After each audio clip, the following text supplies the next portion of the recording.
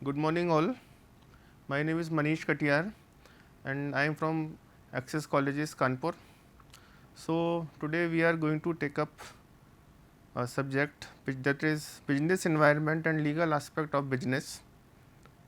And we are going to take up this subject from Unit 3, that is Law of Contract and Indian Contract Act.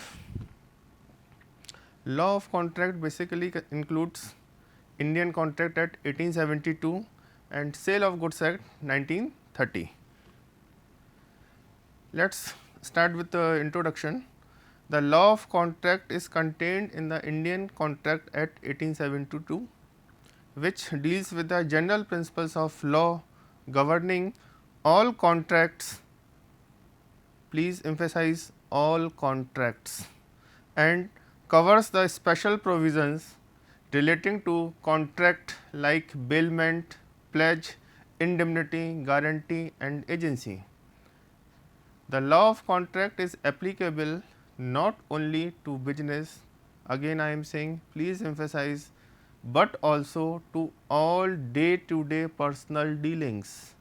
In fact, each of us enters into a number of contracts from sunrise to sunset.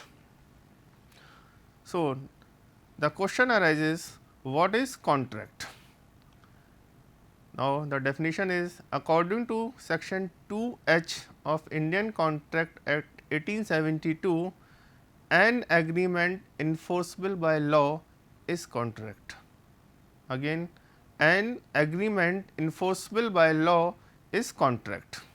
मतलब कोई भी अनुबंध, agreement means अनुबंध, कोई भी अनुबंध जो कि किसी कानून द्वारा अप्लाई किया जाता है उसको बोलते हैं कॉन्ट्रैक्ट। यहाँ पे हमको ये देखना होगा कि जो भी कॉन्ट्रैक्ट पर्सनल नेचर के होते हैं वो पर्सनल नेचर के कॉन्ट्रैक्ट इंडियन कॉन्ट्रैक्ट एक्ट में कवर नहीं होते हैं। पर्सनल नेचर का मतलब क्या है? लाइक आपने अपने फ्रेंड को अपने घर पे डिनर पे इनवाइट किया और जब वो डिनर करने के लिए आपके घर पे आए तो आप अपने घर पे थे ही नहीं, तो क्या इस सिचुएशन में कोई कॉन्ट्रैक्ट हुआ? कोई कॉन्ट्रैक्ट नहीं हुआ। इस तरह के कॉन्ट्रैक्ट, पर्सनल नेचर के कॉन्ट्रैक्ट कभी भी इंडियन कॉन्ट्रैक्ट एक्ट में कवर नहीं होते हैं।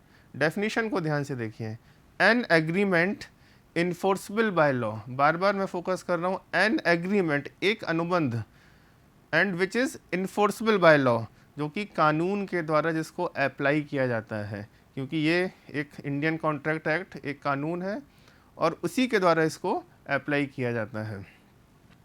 आगे second point, on analysing this definition of contract it appears that a contract must have the following two elements.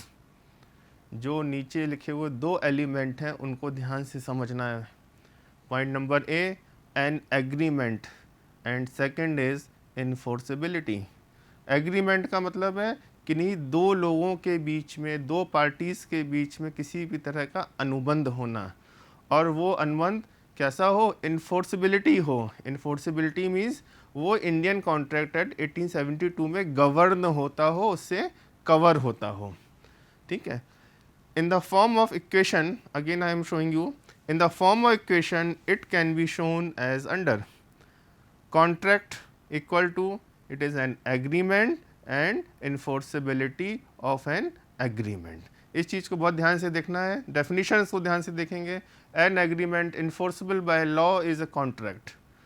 To important factor, agreement and enforceability. और जब कहीं पे एग्रीमेंट और इन्फोर्सेबिलिटी होती है तभी वो एक कॉन्ट्रैक्ट का स्वरूप ले पाता है। Now what is agreement? ये अनुबंध क्या है? एग्रीमेंट का मतलब होता है हिंदी में अनुबंध। ये अनुबंध क्या है? अकॉर्डिंग टू डेफिनेशन पहले देख लेते हैं। According to section 2E of Indian contract act 1872, every promise and every set of promises forming the consideration for each other is an agreement. कह रहे हैं कि किसी भी तरीके का आपने कोई प्रॉमिस किया, किसी से वादा किया, या बहुत सारे प्रोमिस किए और उस वादे से दोनों लोगों के, दोनों पार्टीज़ के बीच में किसी तरीके का कंसीडरेशन को हिंदी में बोलते हैं प्रतिफल, यानी कि कुछ बेनिफिट अराइज हो रहा हो, तभी उसको हम एग्रीमेंट की कैटेगरी में कवर करते हैं। लाइक जैसे मैंने पहले भी बोला कि सारे के सारे इंडियन कॉन्ट्रैक्ट एक्ट हम लोग सुबह से लेकर शाम तक इसको अप्लाई करते हैं, फॉलो करते हैं, लेकिन जानते नहीं कि अच्छा इंडियन कॉन्ट्रैक्ट एक्ट में कवर हो रहा है। एग्जाम्पल, सपोज आप मार्केट गए, सब्जी मंडी गए, आपने सब्जी वाले से बोला कि भैया आलू दे दीजिए, या आलू का क्या भाव है, तो उसने बताया कि सर 10 रुपये किलो आलू है। आपने उससे बोला कि 1 किलो आलू दे दीजिए, तो उसने आपको 1 किलो आलू दिया। तो यहाँ पे सिचुएशन ये है कि आपको क्या मिला, 1 kg आलू, दुकानदार को क्या मिला, 10 रुपीज़। तो यहाँ पे क्या हुआ, दोनों लोगों के लिए, देखिए डेफिनेशन के according, forming the consideration for each of an agreement, दोनों के लिए कुछ ना कुछ कंसीडरेशन मिल रहा था, इसलिए इसको हम लोग एग्रीमेंट की कैटेगरी में कवर करते हैं। आगे चल के हम लोग इन चीज़ों को और डिटेल में समझेंगे। आगे, अब प्रपोजल यानी कि प्रस्ताव, व्हेन एक्सेप्टेड, जब इसको स्वीकार कर लिया जाता है, बिकम्स अ प्रॉमिस। कहते हैं किसी भी प्रस्ताव को आप स्वीकार कर लेते हैं तो वो एक प्रॉमिस की कैटेगरी में कवर हो जाता है। अब आप इसको समझिए बड़े लॉजिक तरीके से, बहुत सिंपल सा लॉजिक है। सपोज़ आपको ट्रांसपोर्टेशन के लिए अपने शहर से दूसरे शहर जाना है, तो आप बस का इस्तेमाल करते हैं। आप बस में बैठ गए, तो ये एज्यूम किया जाता है कि बस खाली थी, वो बोल रहा था कि चलिए आई लखनऊ चलना है, लखनऊ चलना है। लखनऊ वाले जितने लोगों को जिनको लखनऊ जाना था वो आके बैठ गए बस में। तो जो लोग बस में बैठे हैं, तो बस वाला क्या कर रहा था, एक सिंपल प्रपोजल दे रहा था, आपको एक प्रपोजल दे रहा था कि आइए सर लखनऊ चलना है। अगर आप बस में जाके बैठ गए, दैट मीन्स आपने उसके प्रपोजल को स्वीकार कर लिया है। तो इसको बोलते हैं प्रपोजल, यानी कि प्रस्ताव when accepted becomes a promise. ठीक है, समझ में आएगा। आगे बढ़ते हैं। टाइप ऑफ कॉन्ट्रैक्ट, ये सबसे इम्पोर्टेंट चीज़ है। हम लोग कॉन्ट्रैक्ट में पहले से देखते चले आ रहे हैं कि अपने पास एक, हम पहली स्लाइड में हम लोगों ने स्टडी किया था सबसे पहले कि हमारे पास एक एग्रीमेंट है, और वो एग्रीमेंट किस चीज़ से मिलके बन रहा था। फिर से वापस चलते हैं। एग्रीमेंट हम लोगों ने पढ़ा था, N agreement and which is enforceable by law. एक एग्रीमेंट होना चाहिए और उसकी इन्फोर्सेबिलिटी के बारे में बात कर रहे थे। अब यहाँ पे बात आ रही कॉन्ट्रैक्ट, टाइप ऑफ कॉन्ट्रैक्ट। कितने तरह के कॉन्ट्रैक्ट होते हैं उसको समझ लेते हैं। Number 1, express contract. What is express contract? ये एक्सप्रेस कॉन्ट्रैक्ट क्या होते हैं? एक्सप्रेस कॉन्ट्रैक्ट मीन्स जिन कॉन्ट्रैक्ट या जिन अनुबंधों के बारे में स्पेसिफिकली आपको बता दिया गया है, वो होते हैं express contract. Implied contract, implied contract का मतलब होता है वो कॉन्ट्रैक्ट जो आपकी एक्टिविटी से पूरे हो जाते हैं। जस्ट मैंने एग्जांपल दिया कि आपको बस से लखनऊ जाना है, तो आप बस में बैठ गए, तो ये इम्प्लाइड कॉन्ट्रैक्ट हो गया। ठीक है। एक्सप्रेस कॉन्ट्रैक्ट यहाँ पे अगर एग्जांपल लेते तो क्या होता है कि बस वाला आपको बोलता है, जैसे आप बस में एंटर करते हैं कि भैया 100 रुपये टिकट लगेंगे, तो उसने स्पेसिफिकली आपको बता दिया है। टैक्टिक कॉन्ट्रैक्ट, ये बड़ा स्पेशल टाइप का कॉन्ट्रैक्ट होता है। ये वो कॉन्ट्रैक्ट है जो स्पेशली आपको पता नहीं कब आपका कॉन्ट्रैक्ट हो गया। लाइक आप एटीएम मशीन में कार्ड डालते हैं और कैश विड्रॉ कर लेते हैं, ये होता है एग्जांपल टैक्टिक कॉन्ट्रैक्ट का। ठीक, हम लोगों ने पहले समझा contract on the basis of creation. हमको 3 तरह के कॉन्ट्रैक्ट बताए गए, express contract, implied contract and tacit contract. Second है contract on the basis of execution. Execution means कि जिनको फॉलो करना है, अनुपालन करना है, जैसे एग्जीक्यूटेड कॉन्ट्रैक्ट।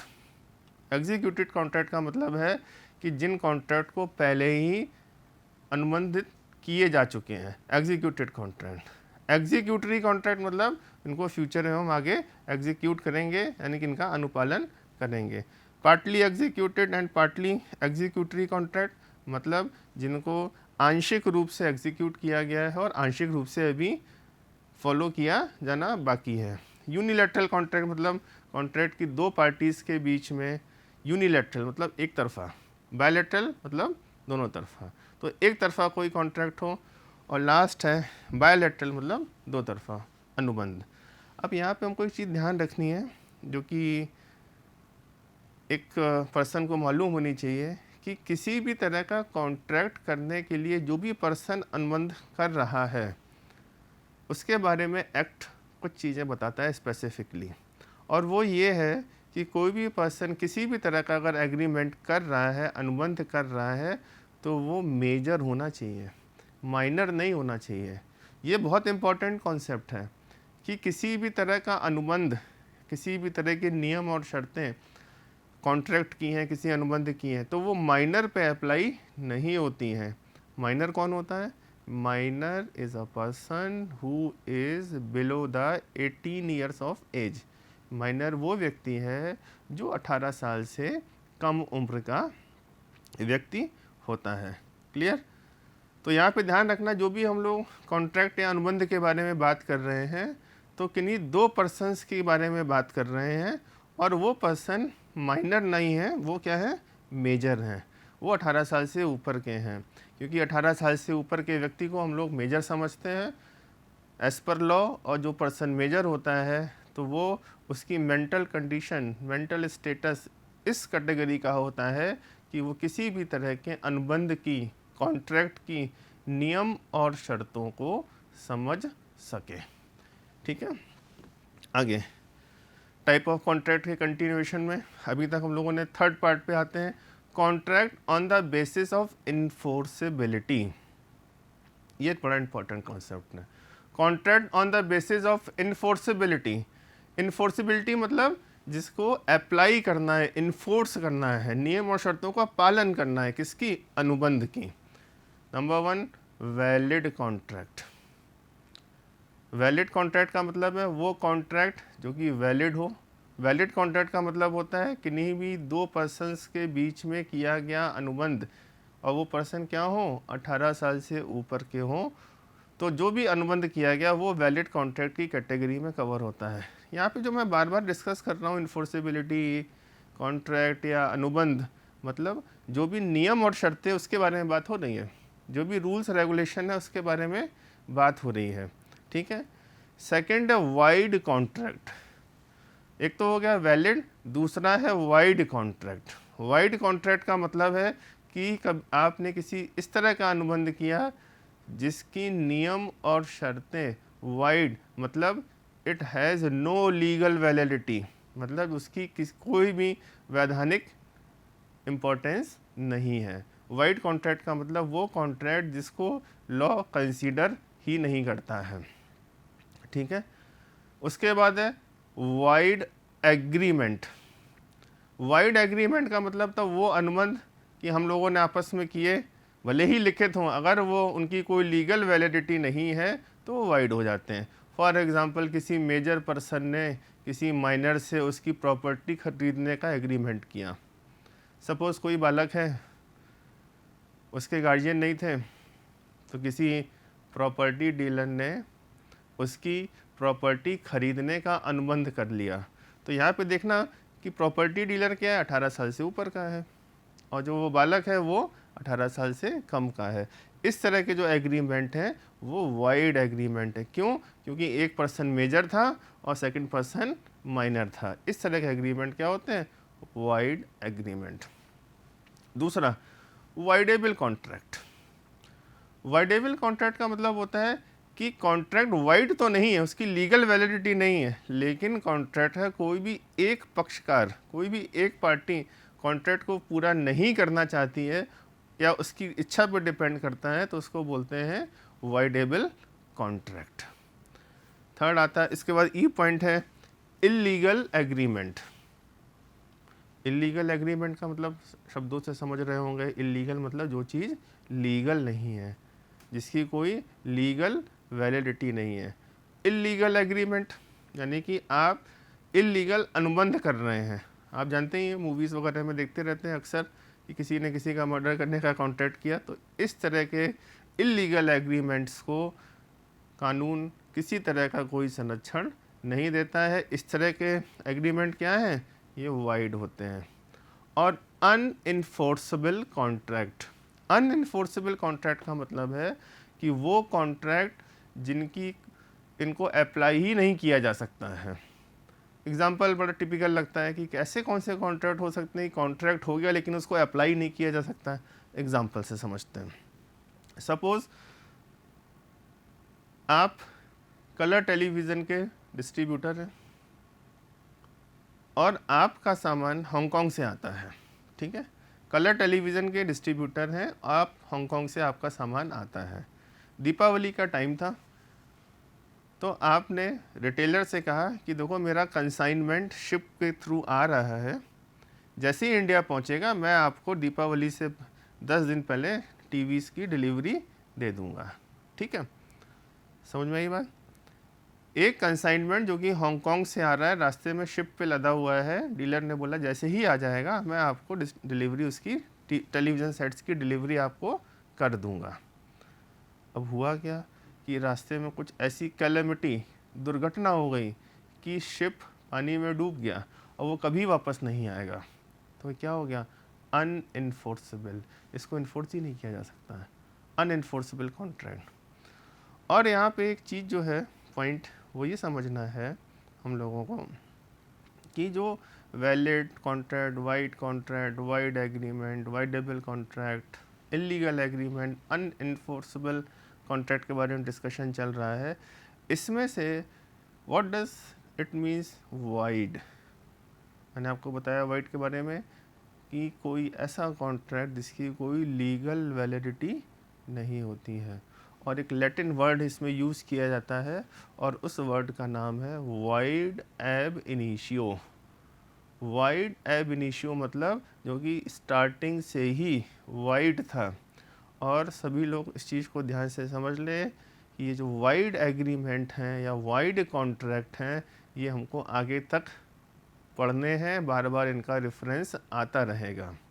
तो अभी तक हम लोगों ने ये पढ़ा कि कोई भी अनुबंध हो, एग्रीमेंट हो, और वो एग्रीमेंट की इन्फोर्सेबिलिटी यानी कि लॉ के द्वारा उसको अप्लाई किया जाता हो, तभी वो एक अनुबंध या एग्रीमेंट बनेगा।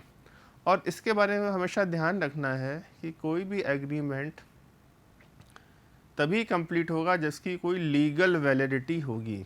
और लीगलिटी के बारे में मैंने बताया, जो कि वाइड कॉन्ट्रैक्ट के बारे में डिस्कशन हो रहा है, वो ये है कि आपका जो कॉन्ट्रैक्ट की जो पार्टीज़ हैं वो पार्टीज़ 18 साल से ऊपर की होनी चाहिए।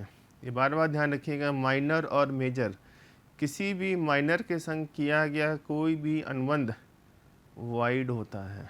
वाइड का मतलब उसकी कोई लीगल वैलिडिटी नहीं होती है। इस चीज़ को बेटा बार बार ध्यान रखेंगे कि कोई भी एग्रीमेंट जो 18 साल से कम पर्सन के संग किया गया है उसकी कोई लीगल वैलिडिटी नहीं होती है, ठीक है। आगे बढ़ते हैं। Essentials of contract. Essentials of contract के बारे में समझते हैं थोड़ा सा डिटेल्ड में। Definitions: all agreements are contract, कह रहे हैं कि किसी भी तरह जितने भी एग्रीमेंट है वो सब कॉन्ट्रैक्ट हैं if they are made by the free consent of the parties. Free consent का मतलब क्या होता है?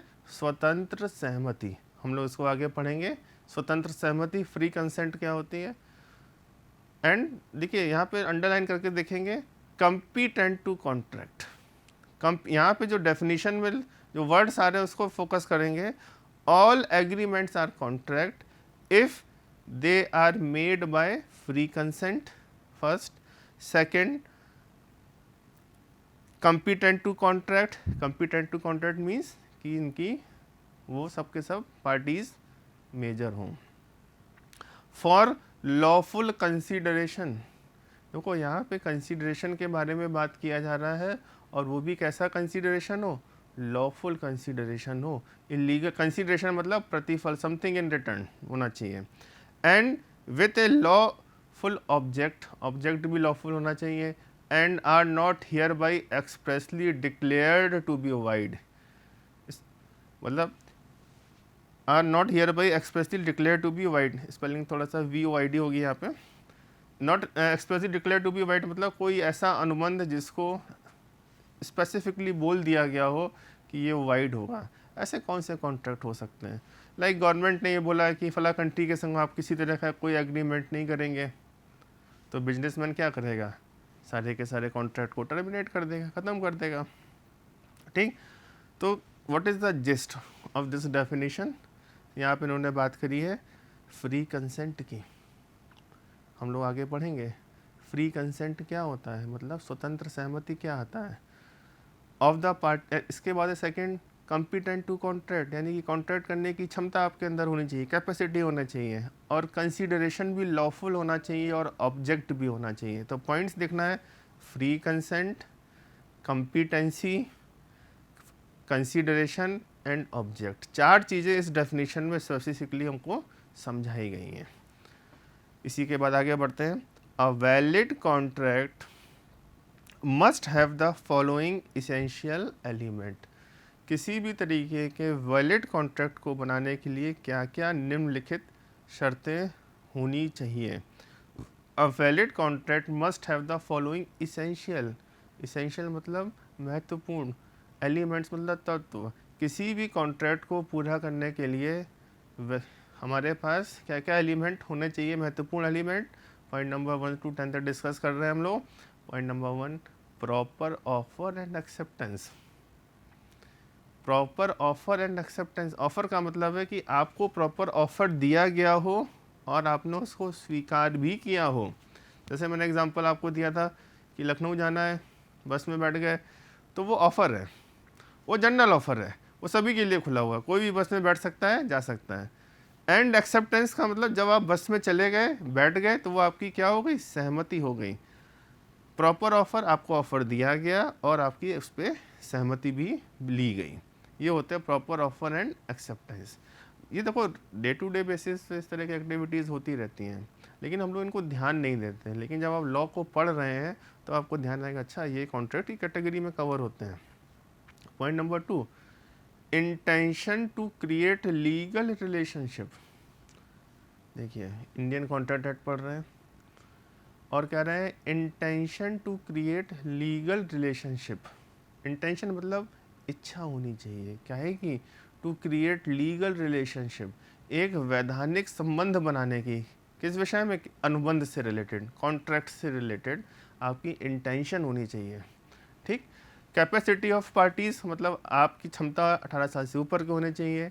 लॉफुल कंसीडरेशन मीन्स कि आपको कंसीडरेशन वैलिड होना चाहिए।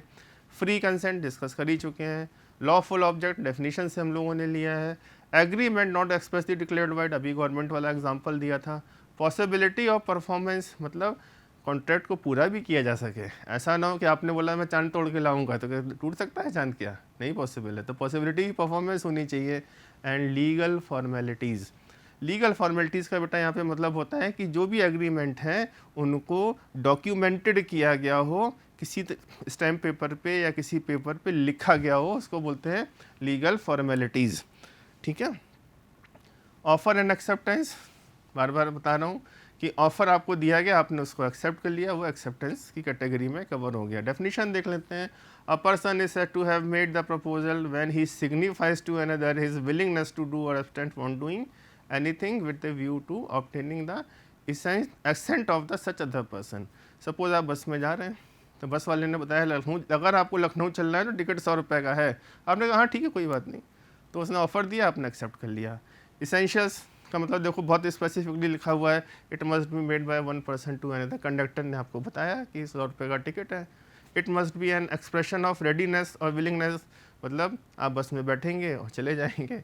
It must be made with a view to obtain the consent of other person, जैसे कि मैंने बताया, उसने बताया 100 रुपये का टिकट है, आप बैठ गए बस में और आगे अपनी जर्नी को परफॉर्म कर रहे हैं। How to make an offer, बड़ा इजी चीज़ है, ऑफ़र कैसे बनाया जाता है। ठीक है। An offer can be made by an act. Offer simple सी बात है, आप शॉपिंग मॉल में जाते हैं, सामान रखा हुआ है, दैट मीन्स ऑफ़र है, आप उनको बाय कर सकते हैं। किसको बनाया जाएगा? स्पेसिफिक और जनरल, मतलब किसी एक हमको स्पेसिफिक बोला नहीं सर आपको ही लेना है, और जनरल मतलब सभी के लिए ओपन है।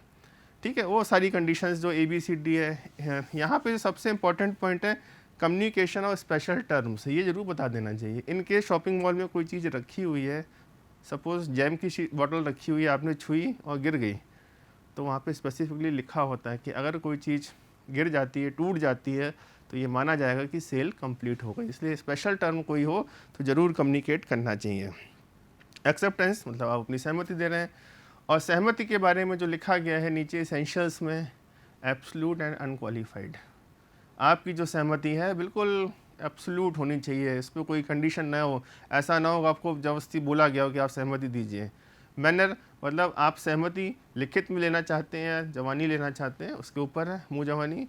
कम्युनिकेशन आपकी सहमति बताई गई हो। टाइम लिमिट मतलब आपको time limit with in time limit देना है, और मोड मतलब किस तरीके से आपको देनी है एक्सेप्टेंस। और इस तरीके से एक्सेप्टेंस से रिलेटेड, ऑफर से रिलेटेड का जो टॉपिक था वो यहाँ पे एंड हो जाता है और complete. That's all for this unit. Okay.